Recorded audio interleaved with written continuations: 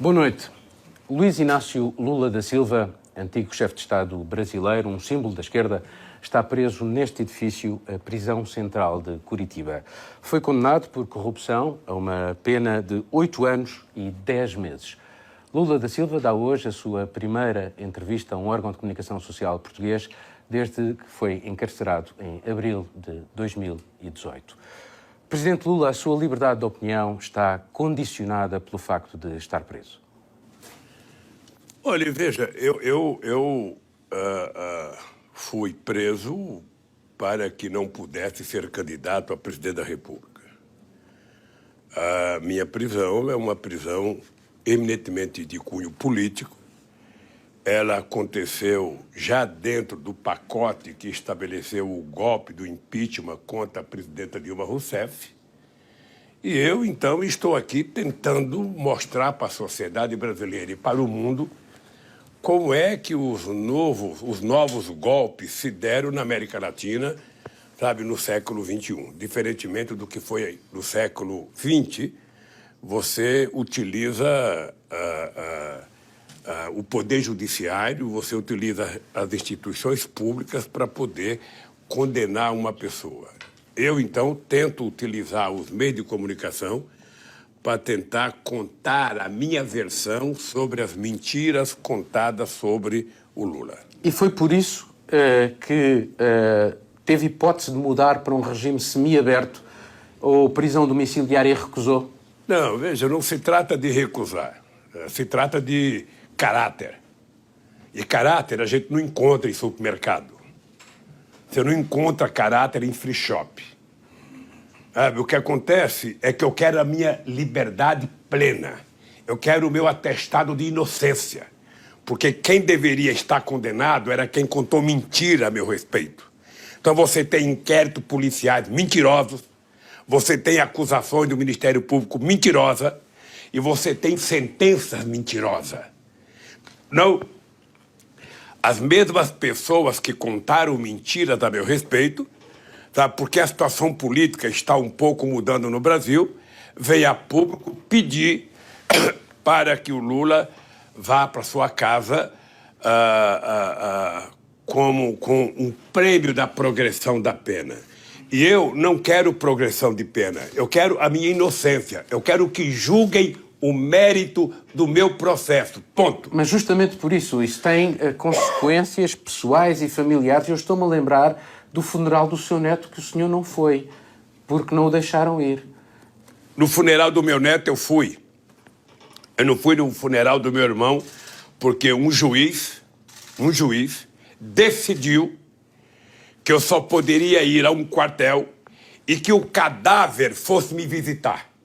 Não era eu que ia visitar o corpo do meu irmão, era o corpo do meu irmão que teria que se locomover, sabe, da onde ele morava até o quartel que eu estava presente. Eu achei que era muito sacrifício um defunto fazer uma viagem para visitar o irmão que estava vivo. Então não aceitei ir. O segundo, eu fui no velório do meu neto. O que acontece claramente é o seguinte, é que quando você comete um crime, que você se sente culpado, você fica implorando a progressão de pena. Você fica implorando, eu quero uma progressão porque eu quero, sabe, eu já estou condenado há tantos anos, eu quero ir para casa, quero ficar com meus filhos, eu quero colocar a tornozeleira. Isso quando a pessoa é culpada. Quando a pessoa é inocente, a pessoa não precisa de progressão, a pessoa precisa de um julgamento justo. Como eu acho que o juiz Moro mentiu, como eu acho que o procurador Dallagnol mentiu, como eu acho que o delegado que fez o inquérito mentiu, eu quero um julgamento justo, é só isso. Precisamente essas revelações de um suposto conluio entre o juiz que o condenou e o Ministério Público surpreenderam-no quando o Intercept as revelou? Olha, não me surpreenderam porque as denúncias que o Intercept está fazendo, eu e os meus advogados já fazíamos antes. Porque, Paulo, você tem que compreender que tem 4 pessoas que sabem da verdade nesse país. Deus sabe que eu sou inocente. Eu sei que eu sou inocente. O Moro sabe que eu sou inocente e o Dallagnol sabe que eu sou inocente. Os juízes, os desembargadores do TRF4 do Rio Grande do Sul também sabe que eu sou inocente. Então eu não estou pedindo favor. Eu estou apenas dizendo o seguinte: eu quero um julgamento justo. Se vocês provarem com provas materiais que eu cometi algum delito, eu fecho a minha boca e vou cumprir a minha pena. Mas se vocês não provarem, eu quero a minha liberdade e eu quero a condenação de vocês. Eu quero a punição de quem errou. Ora, justamente, Presidente Lula, acha que houve uma politização da justiça visando-o a si? Deixa, Paulo, ficar muito claro para os meus amigos portugueses e para minhas amigas portuguesas, é que aqui no Brasil houve um conluio, você precisa entender isso, entre o juiz, E o Ministério Público? o procurador, a Polícia Federal, através dos delegados que fizeram o inquérito, e a imprensa. A imprensa brasileira, ela tem muita culpa na desagregação das organizações políticas e do ódio que está estabelecido nesse país. Porque a imprensa brasileira criou um ídolo de barro. Ou seja, a Polícia Federal, o Ministério Público e o Poder Judiciário trabalhavam com assessoria de imprensa como jamais se tinha visto nesse país. As manchetes de jornais eram vazadas para a imprensa, televisão, rádio, jornal e revista, antes da defesa receber as informações. Mas, Presidente, mas a sua condenação foi confirmada em várias instâncias judiciais, não foi? Foi conformada na primeira e na segunda instância, porque o meu processo não foi sequer. Eu fui condenado antes dos desembargadores lerem o processo. Veja, eu sou vítima de uma coisa chamada lawfare. Você já deve ter ouvido falar muito. Ou seja, então você não precisa de prova. Você cria a vítima e em torno dessa vítima você começa a trabalhar toda e qualquer acusação que vai sendo aceita pelo juiz, sendo acusada pelos promotores e vai sendo aceita nas outras instâncias. Veja, Paulo, a meu respeito, eu estou desafiando, presta atenção, eu estou desafiando a Polícia Federal, que participou do inquérito, estou desafiando o Ministério Público, estou desafiando os juízes que participaram do meu julgamento, estou desafiando os empresários brasileiros, estou desafiando os políticos que gostam e que não gostam de mim, a mostrarem uma única prova de ilícito cometida por mim na minha vida pública. Então eu estou desafiando porque eu tenho consciência que eu sou inocente. Por isso é que eu estou desafiando. Eles têm muita facilidade de me desmoralizar. É só apresentar uma prova. Você sabe qual foi a acusação feita contra mim? Ou seja, um procurador, depois de investigar minha vida durante anos, depois de fazer coerção na minha vida, depois de me levar na polícia sem mandato, depois de invadir a casa dos meus filhos, depois de invadir a minha casa, ficou 1h30 na televisão fazendo uma acusação. Quando ele termina a acusação e a apresentação de um PowerPoint, ele diz a seguinte frase: não me peçam provas, eu só tenho convicção. Quando o cidadão fala isso, ele deveria ser preso na hora e ser exonerado a bem do serviço público. Aí, essa frase ontológica vai para o juiz. Aí, depois de todo o inquérito, o juiz me condena. E sabe qual é o crime? Eu fui condenado, o crime é fato indeterminado. Ou seja, ele também não sabe qual é o crime que eu cometi. Então, eu estou atrás do crime que eu cometi.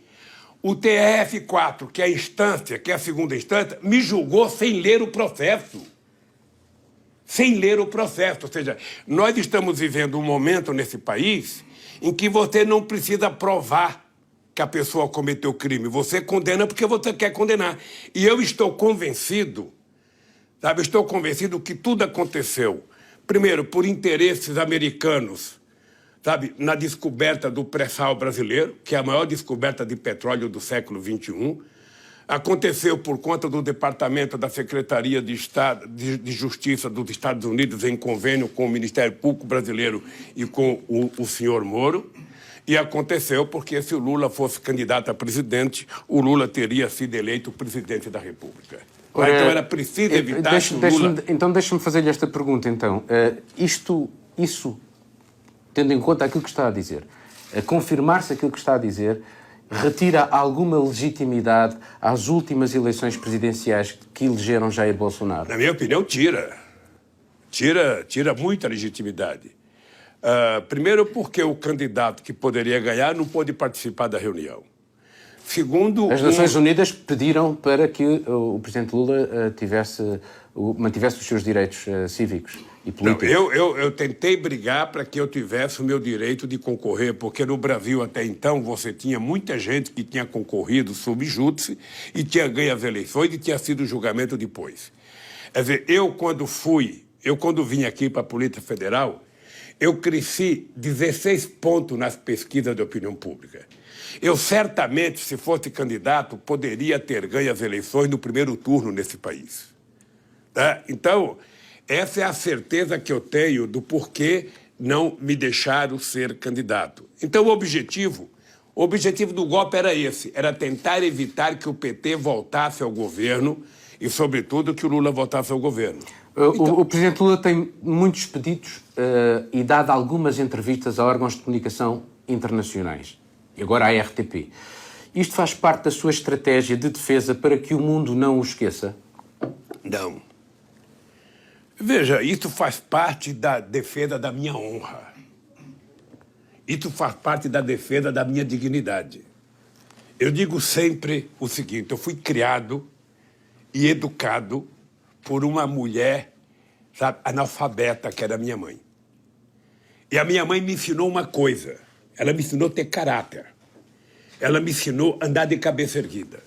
E eu resolvi levantar a cabeça, sabe, para poder me defender. Eu tenho mais de 80 capas de revistas contra mim. Eu tenho mais de 200 horas do principal jornal da televisão brasileira contra mim. Eu tenho milhares de primeira página de jornais contra mim. Eu tenho milhares e milhares de páginas de jornais contra mim. Tenho milhares de notícias de rádio contra mim. E, enquanto há uma unanimidade para condenar o Lula, há uma unanimidade para transformar o Moro em herói. E eu quero provar que o Moro é o bandido, não o Lula. Mantém confiança que esta mesma justiça que o condenou o irá agora inocentar? Qual é o meu grau de expectativa na Suprema Corte? É que a Suprema Corte ela existe para ser uma espécie de garante da Constituição. Ela é a última instância e ela tem o poder, e o poder dela, sabe, você não tem nem para onde recorrer a não ser para Deus. E eu espero que a Suprema Corte faça justiça. Eu espero que a Suprema Corte atente para os inquéritos do processo, que a imprensa, que a Suprema Corte leve em conta tudo que está sendo dito pela Intercept, tudo que está sendo dito, sabe, pela minha defesa e tudo que está sendo dito por advogados, sabe, espanhóis, advogado português, advogado italiano, advogado alemão, por políticos do mundo inteiro que estão acompanhando esse processo. Ou seja, eu só estou na expectativa de que a Suprema Corte faça justiça. Eu quero ir para casa com a cabeça erguida como eu vim para cá. É importante você saber, Paulo, que eu poderia não ter vindo para a Polícia Federal. Eu poderia ter ido para um outro país, eu poderia ter ido para uma outra embaixada. Eu tomei a decisão de vir para cá porque eu quero provar a minha inocência e quero provar que o Moro é mentiroso. Quero provar que o Moro é um ídolo de barro. Quero provar que os procuradores que me julgaram, que me acusaram, são mentirosos. É por isso que eu estou aqui. A última campanha eleitoral houve dois temas muito marcantes. A corrupção no Brasil, generalizada, e fizeram de si um exemplo dessa corrupção. Enquanto político que desempenhou altas funções no Estado, não sente alguma mágoa de não ter lidado ou combatido essa corrupção generalizada? Eu estou-lhe a falar de dados, por exemplo, da Transparency International. Olha, eu poderia, se eu tivesse tomado a decisão de, uma vez por mês, ou uma vez por ano, e jogar golfe com a elite brasileira, ao invés de visitar os sem terra, os sem casa, os sem teto, os catadores de papéis e os moradores de rua, com quem eu me reunia todo o Natal, se eu tivesse, ao invés de me reunir com essa gente, tivesse ido jogar golfe, possivelmente eu não tivesse tido o final que eu tive. A única explicação que eu encontro para o processo é porque, pela primeira vez na história deste país, e você deve conhecer um pouco a história desse país, de uma elite perversa, uma elite política canalha, pela primeira vez, o povo pobre teve o direito de ser tratado com cidadania. Pela primeira vez, o salário mínimo aumentou 74%. Pela primeira vez, 36 milhões de pessoas deixaram a extrema pobreza. Pela primeira vez, 40 milhões de pessoas passaram a ter um padrão de consumo de classe média. Pela primeira vez, geramos 22 milhões de empregos, mesmo na crise de 2008, quando eu disse que a responsabilidade da crise era do sistema financeiro, sabe, no meio do centro do capitalismo. Mas como é que a corrupção se instala como um tema de campanha? É porque aqui no Brasil, eu acho que em Portugal também, acho que na Espanha também, acho que no mundo inteiro, sabe, toda vez que um partido está no governo fazendo alguma coisa que a oposição não gosta, você comete a acusação de corrupção. No Brasil, nós já tivemos Getúlio Vargas, já tivemos Juscelino Kubitschek, já tivemos João Goulart. Presidente Lula, mas a corrupção não mina a democracia? Veja, eu não estou preocupado com as denúncias, eu estou preocupado com as provas. Porque se tem um presidente da República que criou condições para que se investigasse as corrupções, somos nós. Pode perguntar para o diretor-geral da Polícia Federal, pergunte para o diretor-geral da Controladoria Geral da República, pergunte para quem você quiser. Se tem um partido que criou condições para que a gente pudesse investigar e apurar a corrupção, foi exatamente nos 12 anos do Partido dos Trabalhadores. Tá? Eu acho que quem roubou tem que estar na cadeia. Eu acho que quem praticou corrupção tem que estar na cadeia. Agora, para a pessoa estar na cadeia, você tem que provar. Você tem que mostrar o crime. O que você não pode é condenar a pessoa por ser seu inimigo político. Eu estou apenas exigindo, porque minhas provas eu já apresentei, que eles apresentem a minha prova de culpabilidade. Apenas isso eu estou esperando. E tem mais 10 processos. É uma mentira atrás da outra. E eu pretendo enfrentar todas essas mentiras para poder provar a podridão que está acontecendo nos inquéritos contra o Lula. É isso. Deixa-me passar agora para uma questão que muita gente provavelmente se pergunta, é como é que o Presidente Lula passa o tempo aqui? Mantém-se a par do que se passa no seu país e no mundo? Como é que são os seus dias? Olha, primeiro eu tenho na cela televisão aberta.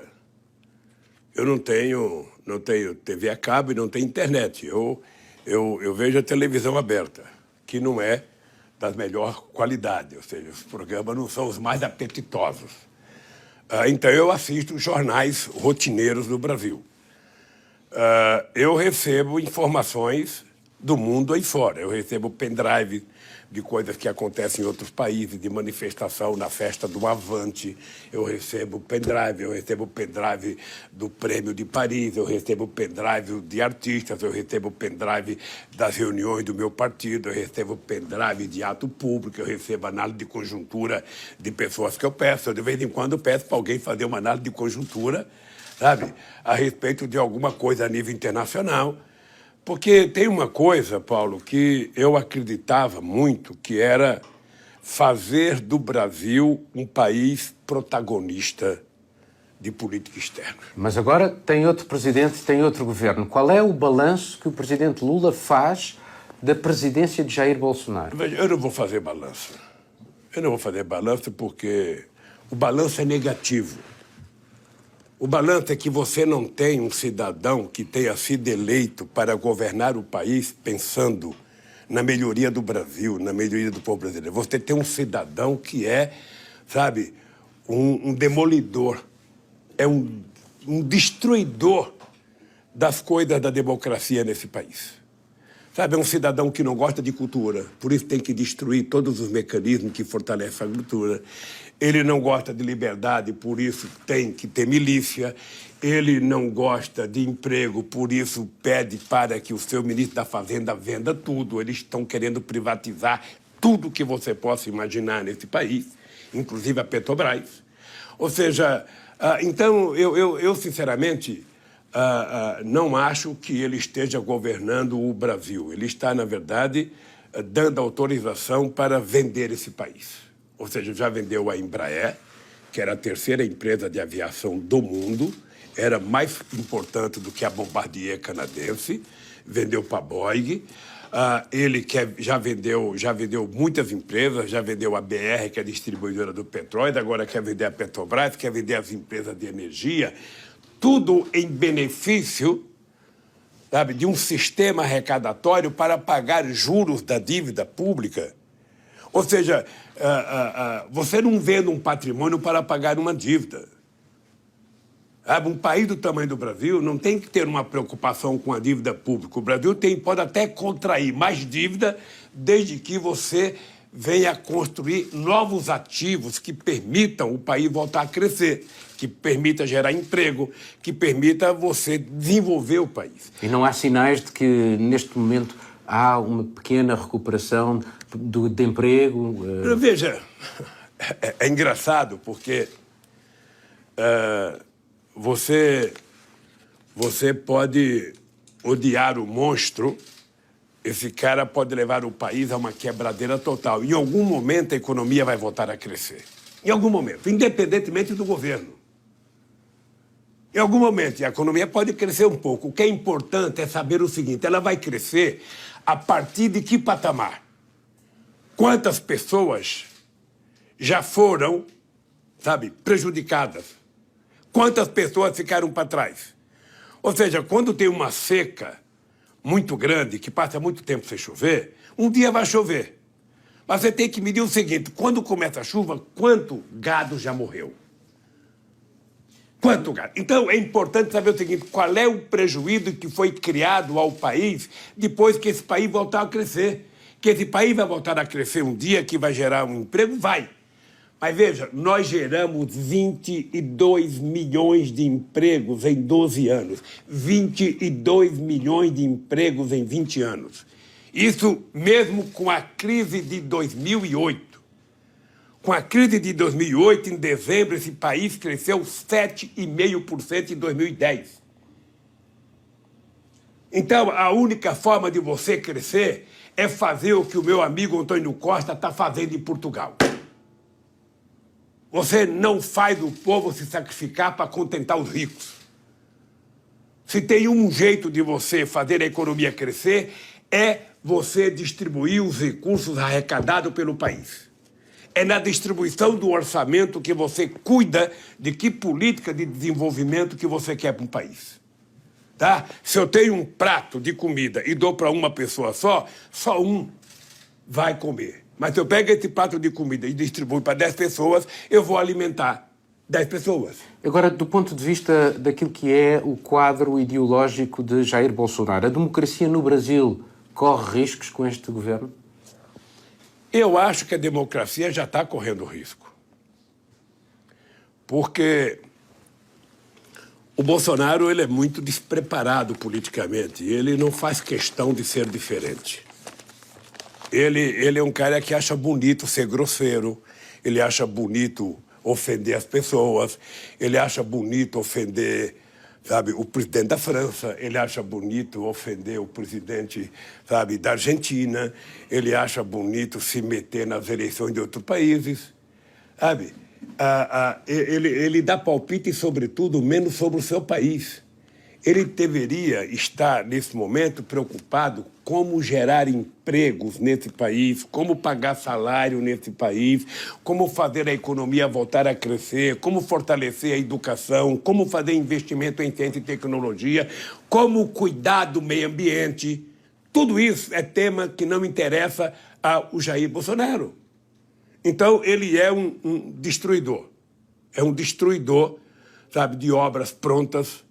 e eu acho que é um destruidor da democracia. Como é que vê esta tentativa de normalização da ditadura militar brasileira que está a ser feita pelo presidente Bolsonaro? Essa é uma das coisas mais graves que acontece no Brasil. É que ele e um tipo de gente que apoia ele querem mostrar para a sociedade que não houve ditadura militar no Brasil. Querem mostrar que não houve censura, que não houve tortura, que não houve crime, que os bandidos, na verdade, não existiram. É isso que eles querem mostrar. E com uma virulência de discurso muito forte, com uma prática, sabe, de combate ao crime à base da milícia. Hoje quem mata muito nesse país é a polícia. E, sobretudo, jovens pretos na periferia. Não sei se você sabe, mas no Brasil nesse ano, já mataram 5 crianças de bala perdida da polícia. A criminalidade foi outro dos temas da última campanha eleitoral e o atual presidente brasileiro considera que permitir a venda indiscriminada de armas é uma forma de combater a criminalidade. Concorda com isto? Não. A forma de você combater a criminalidade é você gerar empregos, é você colocar a meninada na escola, é você fazer mais universidade. O que vai acabar com a criminalidade é um livro na mão e uma carteira de trabalho na outra mão. A hora que você tiver emprego, salário e educação, a criminalidade vai cair. Enquanto você estiver aumentando a pobreza, enquanto você estiver aumentando, sabe, aqueles que não têm oportunidade, você não vai diminuir a pobreza. Você não vai diminuir a violência. Recentemente, houve toda uma questão em torno da Amazónia. O presidente francês, o presidente Jair Bolsonaro. A Amazónia é um problema global ou é um assunto brasileiro? Vamos ver o seguinte.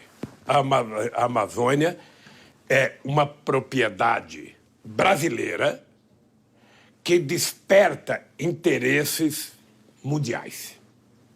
Por quê? Porque a Amazônia é a maior reserva florestal do mundo.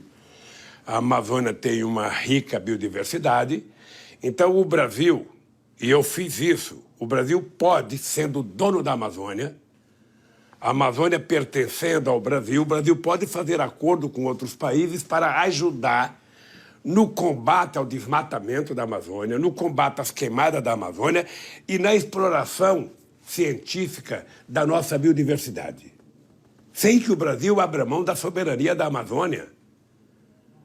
Não dá para o Macron dizer que a Amazônia é propriedade da França. Apesar que a França tem um pedaço da Amazônia na Guiana Francesa. Pequeno. Pequeno. Mas a Amazônia é brasileira.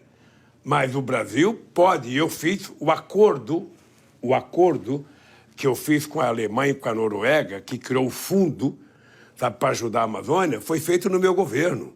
E o Brasil tem que fazer acordos para ajudar a preservar a Amazônia, para ajudar a explorar corretamente a Amazônia, do ponto de vista da indústria farmacêutica, do ponto de vista, sabe, da exploração da nossa rica biodiversidade e da manutenção de um ecossistema que é bom para todo o planeta. Agora um outro assunto. Em Portugal, José Sócrates é seu amigo. Não foi condenado, mas está debaixo de uma acusação muito pesada.